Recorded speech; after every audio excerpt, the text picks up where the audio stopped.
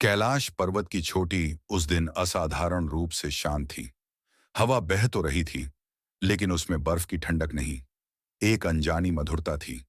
आकाश में बादल स्थिर थे, मानो समय स्वयं कुछ क्षणों के लिए रुक गया हो। माता पार्वती धीरे धीरे हिमशिला पर चल रही थीं। उनके चरणों के नीचे जमी बर्फ भी उस दिन पिघलने के बजाय चमक रही थी, क्योंकि वे अपने स्वामी महादेव को खोज रही थीं। कैलाश के एक निर्जन कोने में शिव समाधि में लीन बैठे थे।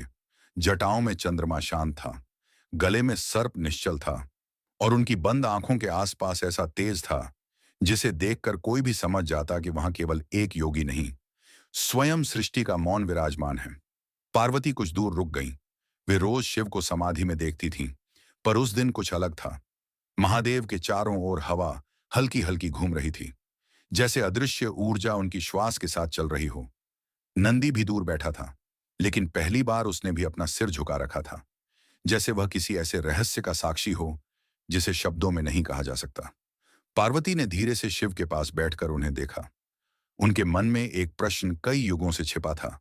उन्होंने मन ही मन कहा, स्वामी, आप सदा मौन रहते हैं, पर इस मौन के भीतर आखिर है क्या? जैसे ही यह भाव उनके हृदय में उठा, महादेव ने धीरे धीरे अपनी आंखें खोल दी, और उसी क्षण कुछ ऐसा हुआ जिसकी कल्पना स्वयं देवता भी नहीं कर सकते थे। जैसे ही पार्वती की दृष्टि शिव की आंखों से मिली, उन्हें लगा जैसे वे दो नेत्र नहीं, अनंत ब्रह्मांड के द्वार हैं। उनकी आंखों में उन्होंने देखा, नदियां बह रही हैं, सूर्य जन्म ले रहा है, तारे बुझ रहे हैं, ग्रह घूम रहे हैं, ऋतुएं बदल रही हैं, जीवन जन्म ले रहा है, और मृत्यु उसी में विलीन हो रही है। उन्होंने देखा, एक मां अपने शिशु को जन्म दे रही है, एक वृद्ध अंतिम श्वास ले रहा है, एक आशित तप कर रहा है, एक पक्षी घोंसला बना रहा है, और एक आंसू किसी के गाल से गिरकर धरती को पवित्र कर रहा है।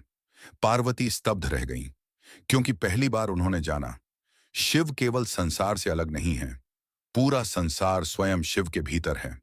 उनकी आंखों में सृष्टि थी, और उसी सृष्टि के भीतर विनाश भी।